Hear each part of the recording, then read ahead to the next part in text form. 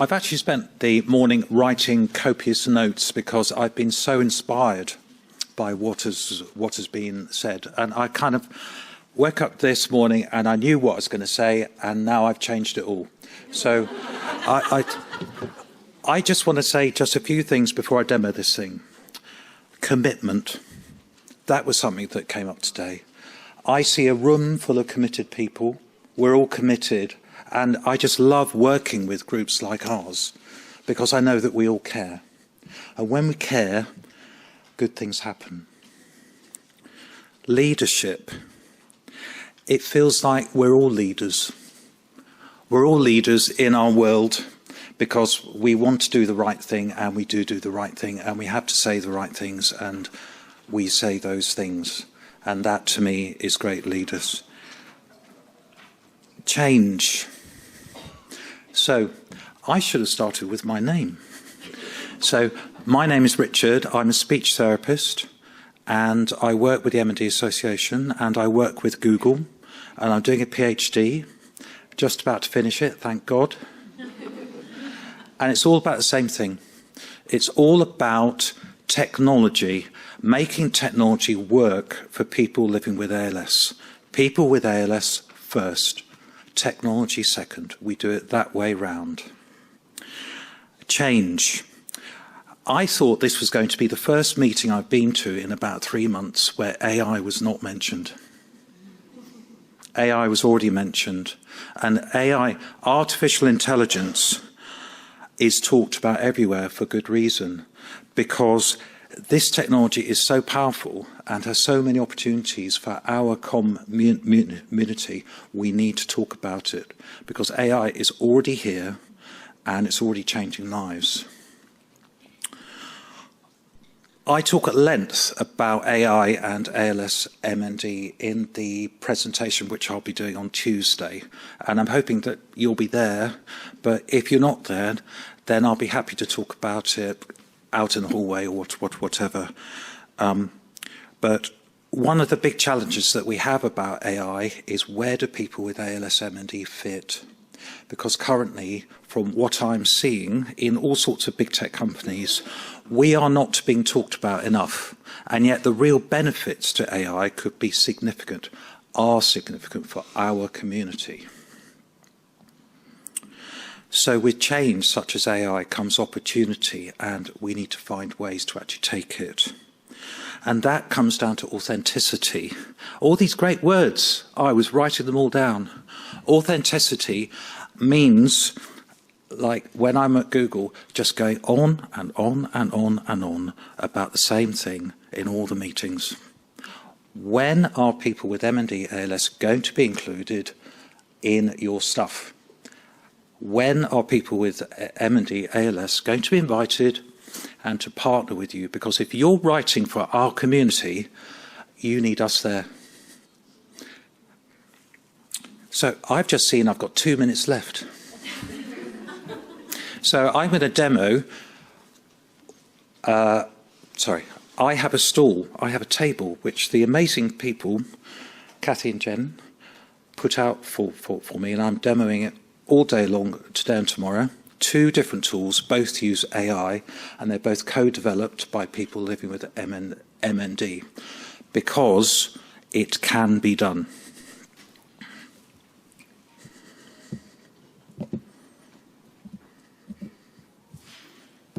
Let's see if I can... So the first one's called Relate. It's a live transcription. It transcribes people's speech that has changed. Live. You train it. So the idea is that a listener can better understand what a person says, and by default, then people feel more confident about talking and participating in life, even though their speech has changed. We want everybody to keep talking for as long as they can.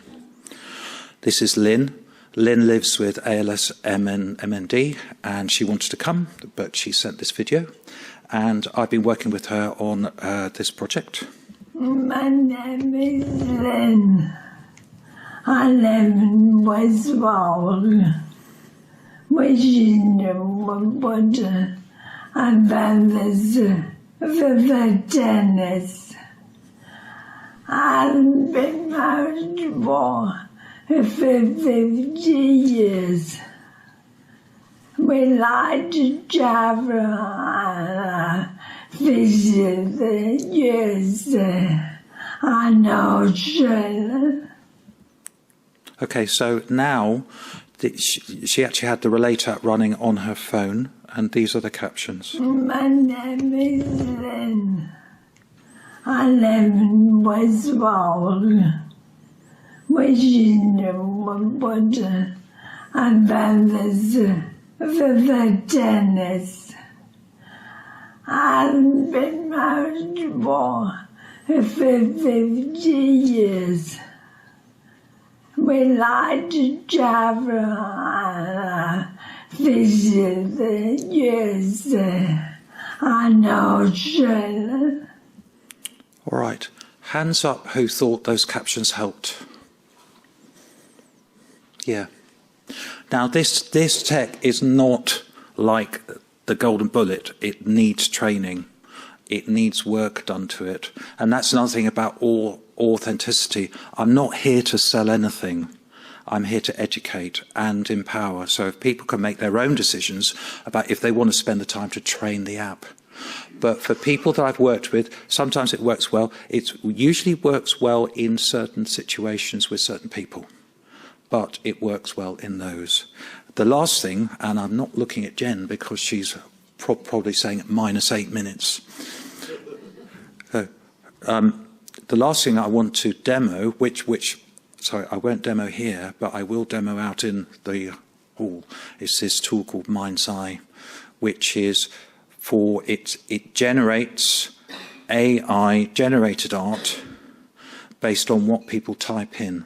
They could type in anything. I love you. How are you? They could type anything using any modality. So if a person uses eye gaze, if they use a switch, head mouse, direct access, any combination. If they use Grid 3 or Grid for iPad, they can use this and it's free, just as long as they have those apps. They type in anything. And people living with M&D ALS were co-designing it, and they came up with 5 use cases. One was just to have fun. The second was to express themselves. The third was for self-reflection. And my laptop has just gone off.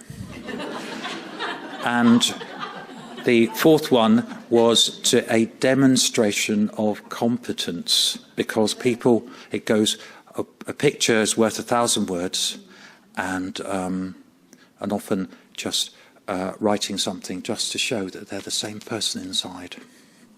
And I think it's great, and kind of 1,000 people have signed up to use it already. It's only been out 6 months, and I'm very excited about it. Time is up. Please end. All right, thank you so much.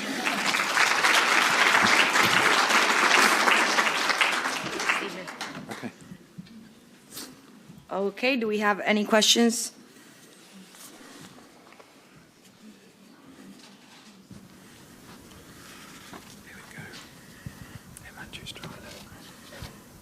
Dr. Hamanji? How many speak and treatment with everything in real time?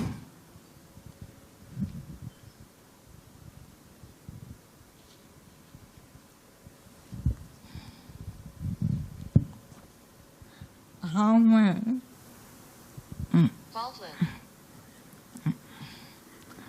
How many speak and help people with everything in real time?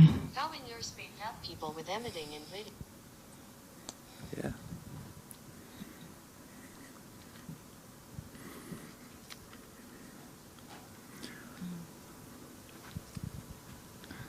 How many speak and help people with everything in real time? How many years spade have had people when meeting in Nidden?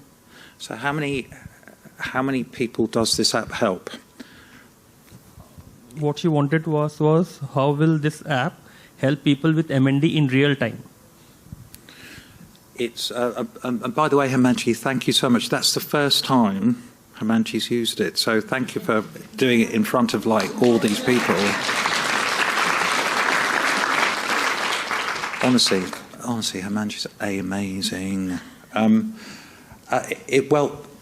Exactly that. This is a type of assistive technology that doesn't replace anything. It encourages people to keep talking. And, most of the people I work as speech therapists, I'm sure it's the same with you, is people want to keep talking and be understood. And what this does is it keeps people talking at the rate of speech. But there's more, because when you talk, you have all the pauses, you have all the stresses, the facial expression, the eye contact, everything is also there too. Nothing gets taken away. So the goal is to keep people talking because it's such a better alternative than having to use another device, because it's not only slow, it also excludes other modalities.